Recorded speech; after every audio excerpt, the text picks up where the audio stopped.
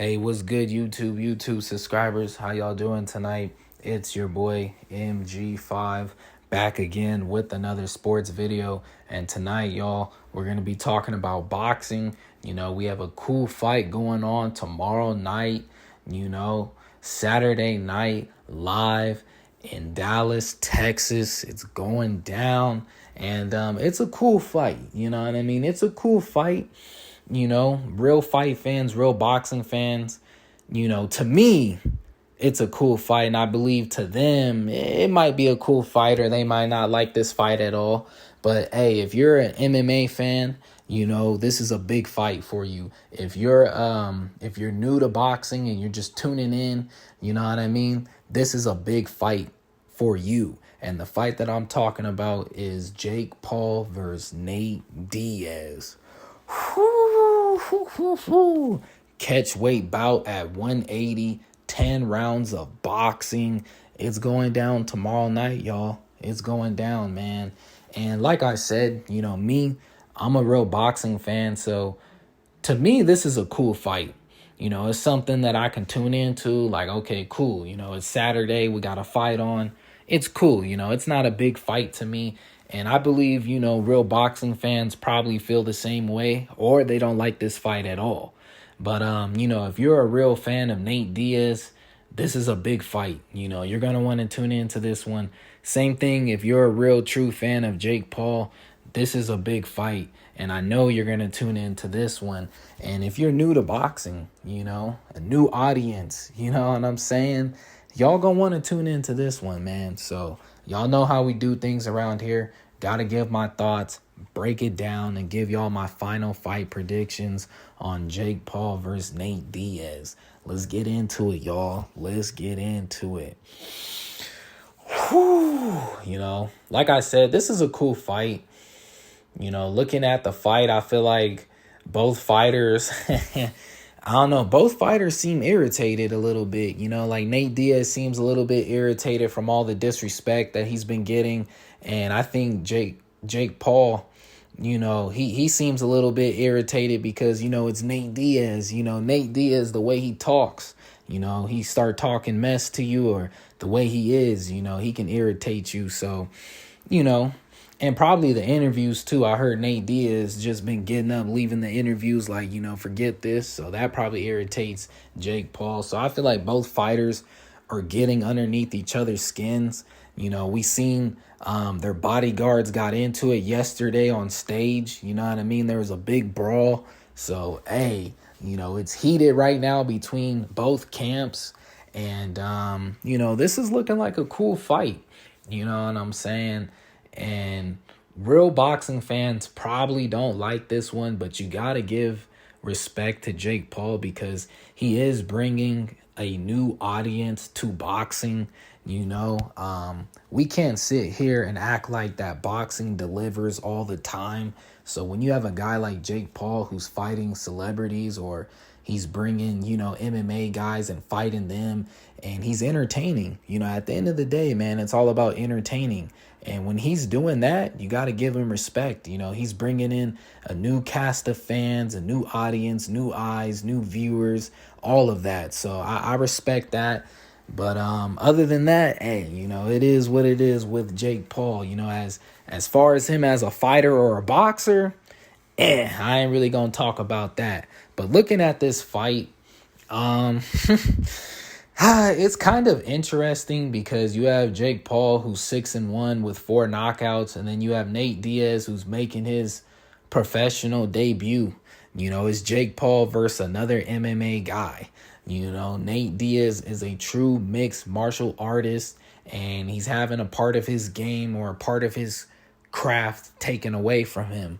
You know what I mean? He can't grapple, you can't kick, you can't grab. You can clinch, but you can't really do any of those things. You got to strike, you got to throw with your hands. And hey, Diaz has hands. We all know that.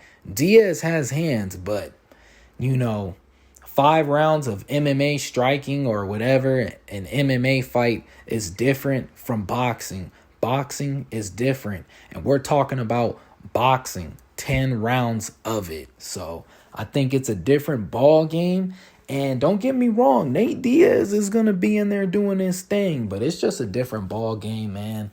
And that's what makes this fight interesting, you know. But looking at the skill set or the certain advantages that I would give to each fighter, I guess we'll start off with Jake Paul, you know. As far as experience, boxing experience, I'll give it to Jake Paul. You know what I mean? Well, I don't even know, because Nate Diaz has a lot of fighting experience behind him. We all know that. And, you know, I know he can box, man. I know he has some boxing experience, even though he hasn't done it, you know, at the pro level. But I guess I'll give, you know, Jake Paul the experience as far as boxing. You know, to me, he has the better jab. I'll give him the jab in this one.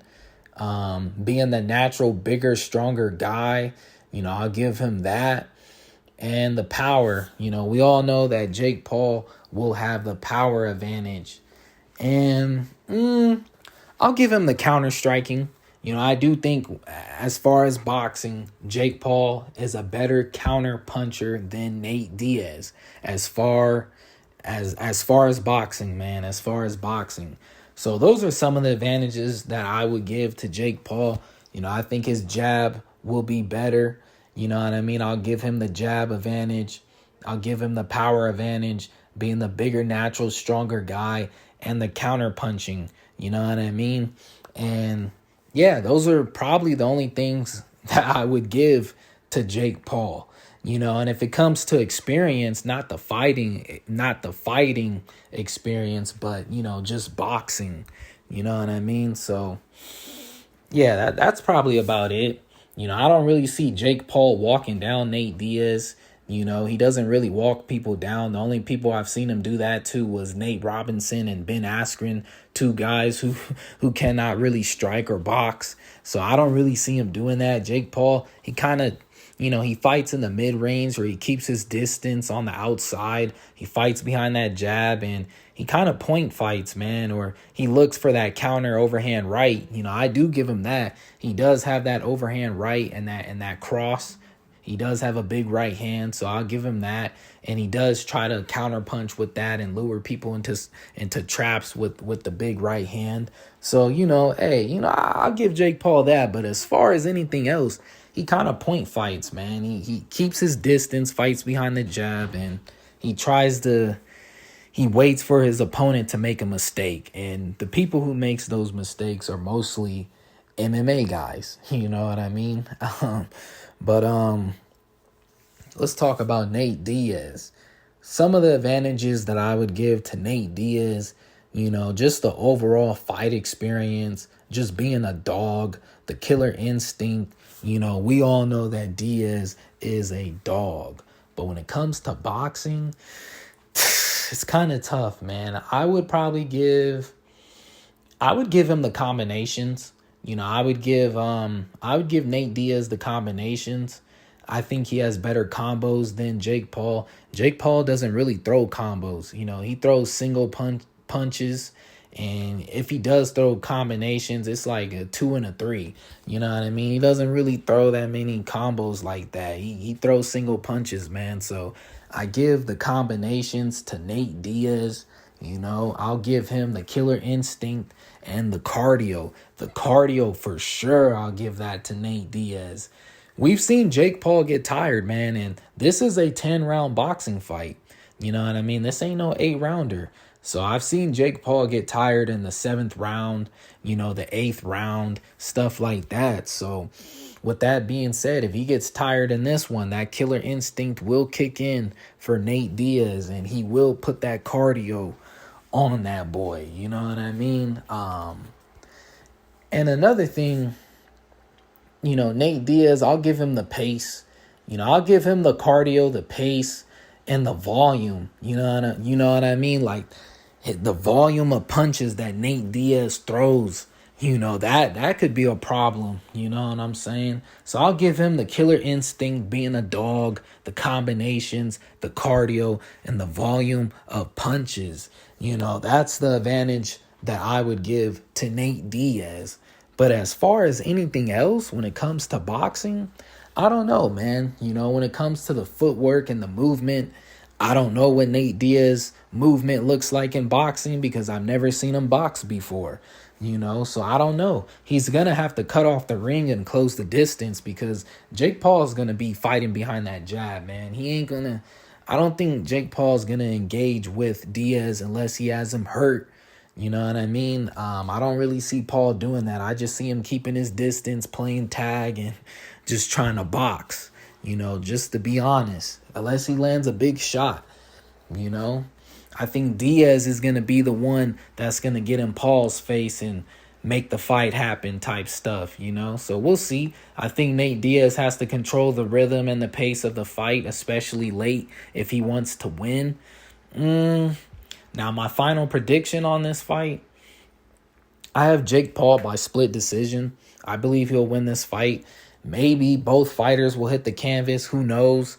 I don't really see a knockout happening because of how Jake Paul fights. He kind of keeps his distance unless he lands that counter punch, you know what I mean? Or he lands that big shot.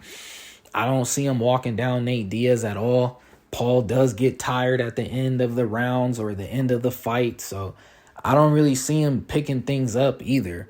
I think Nate Diaz is going to have to do all of that. If anyone's going to get a stoppage, it's going to be Nate Diaz, and it's going to be the volume.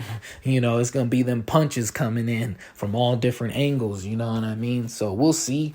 My final fight prediction, I have Jake Paul by split decision. So that's what I got right there for the main event. And I guess for the co-main event, real quick, to touch up on that, we have Amanda Serrano versus what's her name? Heather Hardy. Yeah, Heather Hardy, number 2 for the undisputed featherweight titles of the world. I almost forgot her name. But yeah, I think that's going to be a cool little fight right there. I have Amanda Serrano winning that fight. Unanimous decision. I think she's going to have to move up to fight Taylor again, or maybe Alicia to challenge herself, for a real big fight.